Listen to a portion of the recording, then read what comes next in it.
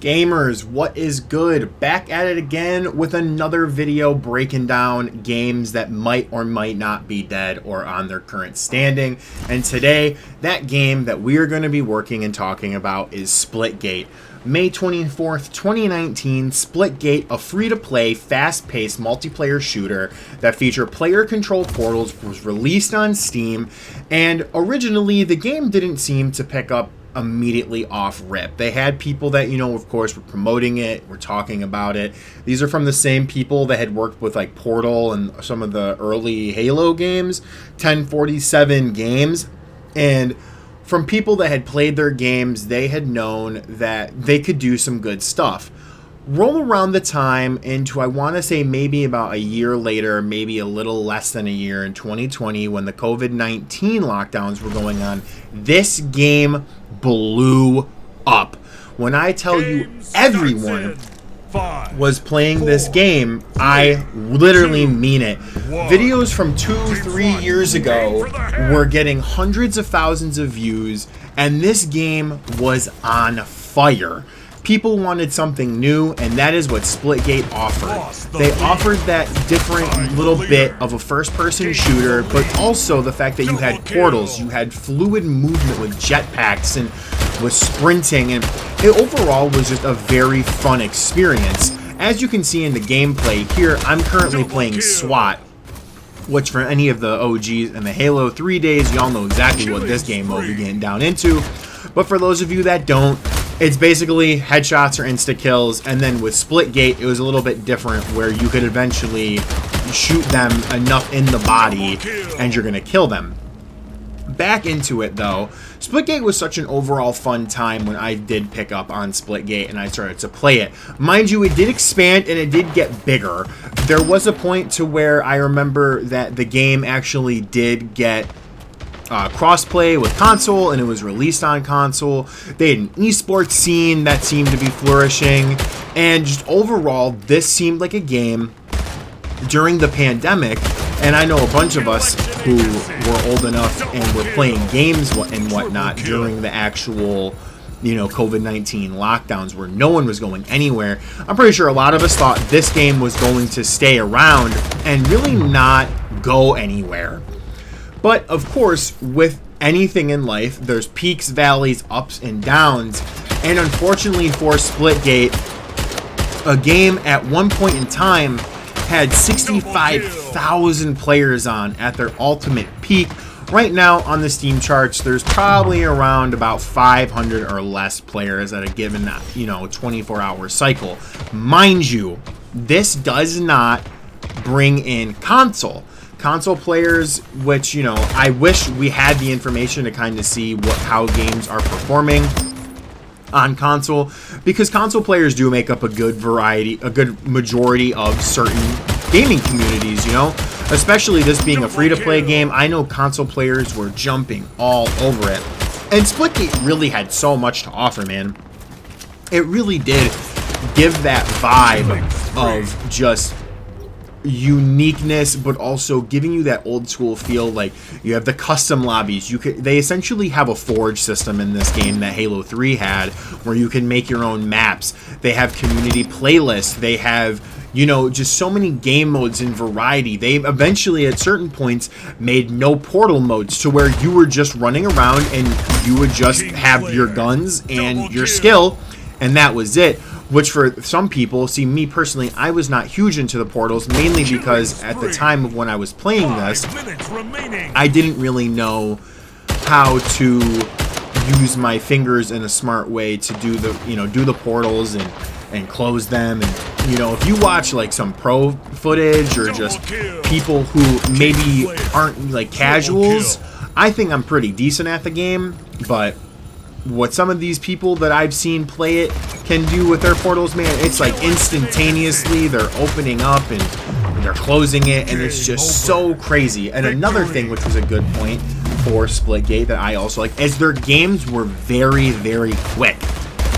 Now, I made a point earlier about some of like the videos from a couple years ago, and I'm actually going to have on the screen here in just a few seconds some of the videos that I took from multiple creators to show you just how popular this game used to be. If we look here, Wildcat just a year ago had 383K on a video of Splitgate, which still goes to show if the fan base is there for a creator, there is the likelihood that you are still going to see plenty of views on your content. Followed up by Dismo here. Dismo 2 years ago. This was his revisiting video, 235K, where his original video did over 500,000 views.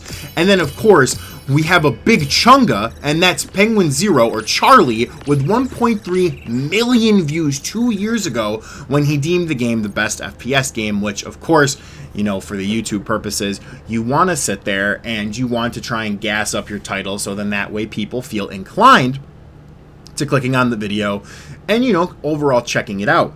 And the last game we seen that I was on Team SWAT. This was in their quick play feature. And these were some of my actual first games that I was on the game when I first was getting into it. I have just saved them for so long. And this one is obviously going to be Team Shoddy Snipers. Now, the thing with Splitgate that I really did enjoy is the fact that they really did, for a small game, I would have to say, or like a small team behind one, off of what I'm assuming, which I think they're smaller, not one a huge one, but smaller, is they had a decent amount of weapons in the game, and it felt like everything was decently balanced. It didn't feel as if like, oh, this gun is overpowered, this is going to be the meta, and that's what it is. I also clearly lied, as it was Team Snipers, and then it switched into Team SWAT, but we all love Team SWAT, and these were two very good gameplays by me, where I got 30 kills the one game, and then I'm pretty sure I get 33 this game. So we're going to see how they go. Another thing that I really liked about Splitgate is their map design was honestly really solid. Right? Their maps, for some of the first beginning maps, I really liked them.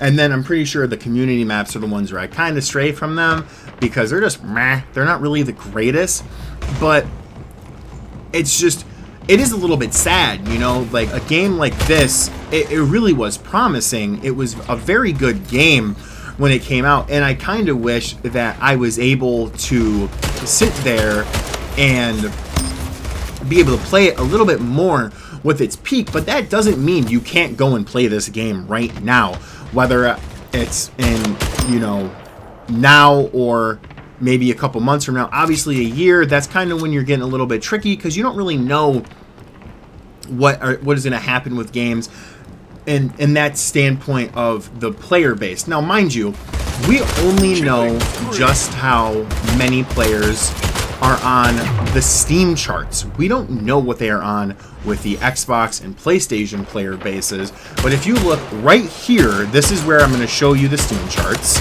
As you can see, from their peak, 67.7 thousand were playing, and now you have about 350 to a 371 peak, and over the few months it's been steadily dropping with, you know, recently it has somewhat of a bump. Now, mind you, this is a game that when it was released, its developers were so hands-on, man. The devs were playing consistently. They were always interacting on the Twitter by sitting there and having, like, you know, clips of the week and community things. So it really did seem like this game was just destined to be a major staple in the gaming community. But unfortunately, just with the situation surrounding it, which would be Warzone and at the time Apex Legends, it very much so was a struggle for Splitgate when it turned out, you know, it had its moment in the sun, and then unfortunately it just, I don't think it ever really recovered, which brings me to the part that really does, in my mind, it breaks my heart, because now it has gone over a year now at this moment, which I don't know when I'll upload it, but it's been over a year now because it was September 22nd, and I'll put it up here for you in a moment, when their last update was released. I want to say it was September 22nd of 2022, but it has been over a year since a massive update has been published for Splitgate in the sense of any, like, you know, major stuff. But in one moment, I'll show you yet again this last update that they had. So you're about to see it right in your face. Wow! So I was wrong. It was September 16th. 8.0 was released, and that was the last major update. That is when they released the Infinite Battle Pass, to where after level 100, you'll be able to get a drop every 5 levels.